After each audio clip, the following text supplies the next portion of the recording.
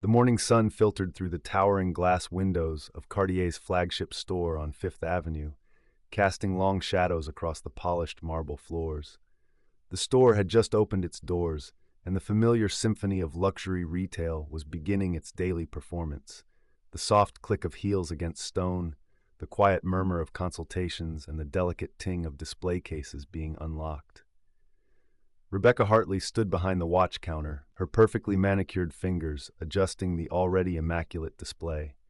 She'd been working at Cartier for 6 years, and in that time she'd developed an uncanny ability to size up customers within seconds. Her success rate in distinguishing serious buyers from window shoppers was legendary among her colleagues. Let us know where you're watching from, she thought to herself in that automatic way retail workers sometimes do, imagining an invisible audience to her daily performance. If her life were a story, today would be the day everything changed. But she didn't know that yet. As Rebecca straightened a row of Panther watches, she heard the gentle chime of the entrance door. Without looking up, she could already tell from the shuffle of shoes, rubber soles, not leather, that this would likely be another tourist or passerby. She finished adjusting the display before raising her eyes. What she saw made her pause for just a moment. A man in his early 60s stood near the entrance, his appearance strikingly ordinary in a place where extraordinary was the baseline. He wore faded jeans, a simple black t-shirt, and a weathered leather jacket that had clearly seen many years of use. His hair was longer than most men his age wore it, slightly unkempt, and a salt and pepper beard covered the lower half of his face. Dark sunglasses obscured his eyes. "Here we go," Rebecca thought, already preparing her polite but dismissive smile. She'd seen this type before, people who wandered in just to look, to touch luxury for a moment before returning to their ordinary lives. The man moved slowly through the store, his gait unhurried as he examined various displays. He paused at the jewelry counter, studied the handbags briefly, then made his way toward the watches. As he approached her counter, Rebecca straightened her posture and adopted her professional expression. "Good morning, sir," she said, her voice carrying just the right amount of courtesy without warmth. "Are you looking for anything in particular today?" The man removed his sunglasses, folding them carefully before tucking them into his jacket pocket. "Good morning," he replied, his voice soft but clear. "I'm interested in looking at some watches." Rebecca noticed his eyes, dark, kind, with an intensity that seemed at odds with his casual appearance. Still, she'd learned not to be fooled by first impressions. Well, actually, she'd learned to trust them completely. "Of course," she said, gesturing broadly to the displays. "We have a wide range of timepieces. Were you looking for something as a gift, perhaps?" It was a tactical question. People shopping for themselves tended to be more serious buyers than those gift shopping on a whim. "For myself, actually," the man said, moving closer to examine the cases. Rebecca's internal assessment shifted slightly, but not much. The way he leaned in to look at the watches, hands in his pockets, still spoke of window shopping rather than serious intent. "I see. Well, these cases here contain our more accessible collections," she said, subtly steering him toward the less expensive pieces. "They range from about $3,000 to $8,000. The man nodded but didn't move toward the cases she'd indicated. Instead, his attention seemed fixed on the central display, where Cartier's most prestigious pieces resided. "What about those?" he asked, pointing to a case containing several high jewelry watches, each worth more than most people's annual salary. Rebecca's smile tightened almost imperceptibly. "Those are from our high jewelry collection, sir. They're quite exclusive." "I'd like to see them, please." For a moment, Rebecca hesitated. Protocol dictated that she should accommodate any customer request, but experience had taught her to be selective. The man before her didn't fit the profile of someone who could afford a $200,000 watch. "Sir, those pieces start at approximately $180,000, she said, her tone carrying a hint of condescension she usually kept better hidden. "Perhaps I could show you something from our tank collection instead. They're quite classic and more." "I understand the price point," the man interrupted gently. "I'd still like to see them." Something in his tone made Rebecca pause. It wasn't demanding or entitled, just quietly assured. Still, she'd dealt with dreamers before. people who wanted to try on luxury like a costume, pretending for a moment they lived different lives. Sir, I don't mean to be presumptuous, but our high jewelry pieces are typically viewed by appointment only, she lied smoothly. Unless you're seriously interested in making a purchase today, I'm afraid I can't. I am seriously interested, the man said, meeting her gaze steadily. Rebecca felt her patience wearing thin. This happened occasionally. Someone would insist on seeing pieces far beyond their means, wasting everyone's time. She glanced around, hoping to catch the eye of her manager or security, but the store was still quiet in these early hours. Look, she said, dropping some of her professional veneer. These watches aren't just expensive, they're investments. The one you're looking at costs more than most cars. Maybe we could find something more realistic? The man's expression didn't change, but something shifted in his eyes. Not anger exactly, but a kind of sad recognition. I see, he said quietly, and you've determined what's realistic for me based on what exactly? Rebecca felt herself flush slightly. I didn't mean, it's just that these pieces require a certain level of wealth, the man offered. Success, worthiness. I'm simply trying to help you find something appropriate, Rebecca said, falling back on retail speak. The man nodded slowly. I appreciate that, but I'd still like to see the Révélation d'une Panthère, please. Rebecca's eyes widened slightly. He'd named one of their most exclusive pieces, a $230,000 masterpiece that few customers even knew existed. How do you know about that piece? She asked, surprised out of her dismissive attitude. I've admired Cartier's craftsmanship for many years, the man replied. The way they incorporated the panther motif into that particular complication is remarkable. For the first time, Rebecca felt uncertain. The man's knowledge was specific, detailed. Still, knowing about watches didn't mean he could afford them. Sir, I really must insist. At that moment, James, one of the senior sales associates, approached the counter. He'd been watching the interaction from across the floor. Is everything all right here, Rebecca? He asked, then turned to the customer. His face suddenly went pale. Oh my God, Mr. Reeves? Rebecca's confusion lasted only a moment before the name clicked into place. She looked at the man again, really looked this time, and felt the blood drain from her face. The beard had thrown her off, and the casual clothes, but now she could see it clearly. She'd been dismissing Keanu Reeves. Good morning, Keanu said to James, offering a small smile. James, clearly starstruck but trying to maintain professionalism, turned to Rebecca. Rebecca, this is Mr. Reeves. He's a longtime client of our Beverly Hills location. Rebecca felt her throat go dry. Keanu Reeves was not just a Hollywood star, but known for his extensive watch collection and philanthropic endeavors. The industry whispered about his purchases, always discreet, always substantial. Mr. Reeves, I'm so sorry, Rebecca stammered. I didn't recognize. Keanu held up a hand. It's all right, he said. You were doing your job as you saw fit.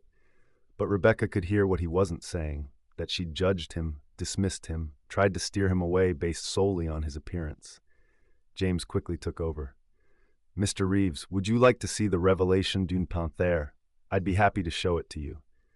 Thank you, James, Keanu said, but I think I'd like Rebecca to show it to me if that's all right. Rebecca felt her face burn with embarrassment. Of course, Mr. Reeves, right away. As she retrieved the key to the high-security case, her hands trembled slightly. She'd made a terrible mistake, the kind that could cost her job. But more than that, she'd violated her own principles of customer service and basic human decency. She carefully removed the watch from its case, placing it on a velvet display pad. The Révélation d'une Panthère was breathtaking, a technical marvel where tiny gold balls moved within the dial to gradually reveal the image of a panther. It's even more impressive in person, Keanu said, leaning in to examine the piece. Rebecca found her voice. The complication uses 650 tiny gold balls. They move freely within the dial space, creating the illusion of the panther appearing, and disappearing. Keanu nodded appreciatively. Like life itself, always in motion, revealing and concealing. As he examined the watch, Rebecca watched him, seeing now what she'd missed before. The quiet confidence, the genuine appreciation for craftsmanship, the lack of pretension despite his fame and wealth.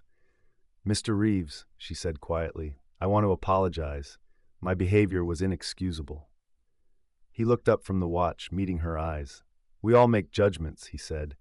The important thing is what we learn from them. I learned that I've become someone I don't particularly like, Rebecca admitted, someone who judges worth by appearance rather than character. Keanu was quiet for a moment.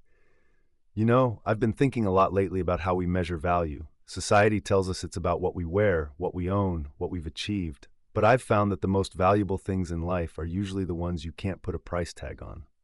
Rebecca nodded, feeling the truth of his words. Like kindness, she offered. Exactly, Keanu smiled. Or patience, or the ability to see beyond surfaces. He tried on the watch, examining how it looked on his wrist. It's beautiful, he said. But you know what's interesting? The watch doesn't change who I am. Whether I'm wearing this or a $50 timepiece, I'm still the same person. Most people don't see it that way, Rebecca said. No, they don't, Keanu agreed. We've created a world where we believe objects define us, but they don't. Our actions do. How we treat others does. As they talked, other customers began filtering into the store. Some recognized Keanu, doing double takes or whispering to their companions, but he seemed unbothered by the attention, focused instead on the conversation. I'll take it, he said finally, indicating the watch. Rebecca began the paperwork, her movements now careful and respectful. As she processed the sale, she found herself thinking about all the other customers she might have misjudged over the years. Mr. Reeves, she said as she handed him the receipt. Thank you. Not just for your purchase, but for helping me see something I needed to see. Keanu accepted the bag containing his new watch. We're all learning, he said. Every day, every interaction is a chance to be better than we were yesterday. As he prepared to leave, he paused. You know, Rebecca, you have a good eye for watches. You clearly know your craft. Don't let the superficial aspects of this business change who you are at your core. After he left, Rebecca stood at her counter, replaying the encounter in her mind. She thought about all the times she'd dismissed customers based on their appearance, all the assumptions she'd made, all the opportunities for connection she'd missed. James approached her. Are you okay? I know that must have been humbling, Rebecca finished, and necessary. The rest of the day passed in a blur of customers, but Rebecca approached each one differently now. She found herself really looking at people, listening to them, setting aside her preconceptions. Some were serious buyers, others were just browsing, but she treated each with the same respect and attention. Near closing time, a young couple entered the store. They were clearly nervous, dressed in what looked like their best clothes, but still far from the usual Cartier clientele. The old Rebecca would have given them minimal attention, steering them toward the door with polite efficiency. Instead, she welcomed them warmly. Good evening. How can I help you today? The young man cleared his throat. We're getting married next month, and we wanted to look at wedding bands. We know Cartier is probably out of our range, but we've always dreamed. Congratulations, Rebecca smiled genuinely. Let me show you some options. We have beautiful pieces at various price points, and sometimes dreams are more attainable than we think. As she helped the couple, sharing in their excitement and treating their modest budget with respect, Rebecca felt something shift inside her. This was why she'd entered luxury retail in the first place, not to judge who was worthy of beauty, but to help people mark life's important moments with something special. Later that night, closing up the store, Rebecca thought about Keanu's words. Success, wealth, status, these were just external markers. What really mattered was how we moved through the world, how we treated others, how we remained true to ourselves. She looked at her reflection in one of the display cases, seeing herself clearly for perhaps the first time in years. Tomorrow, she would return to work with new eyes, ready to see the potential in every customer, ready to measure worth by character rather than clothing. The next morning, a package arrived at the store addressed to her. Inside was a simple card that read, "To new perspectives and second chances, KR." Beneath the card was a vintage Cartier watch, not flashy or expensive by the store's standards, but elegant and timeless. It was the kind of piece that spoke of quiet confidence rather than loud wealth. Rebecca fastened it around her wrist, feeling its weight as a reminder. Every tick would be a chance to choose kindness over judgment, understanding over assumption, humanity over hierarchy. Months later, she would become known as one of Cartier's most successful sales associates, not because she could spot wealthy customers, but because she treated everyone who walked through the door with equal respect and attention.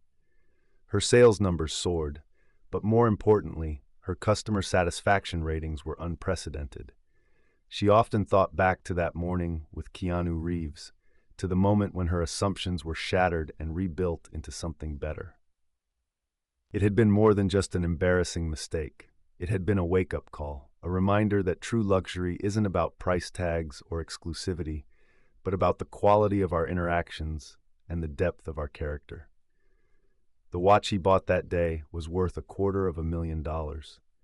The lesson he taught her was priceless. And every morning, as Rebecca prepared for work, she would touch the vintage watch on her wrist and remember, we are all more than we appear to be, and everyone deserves the chance to reveal their true worth.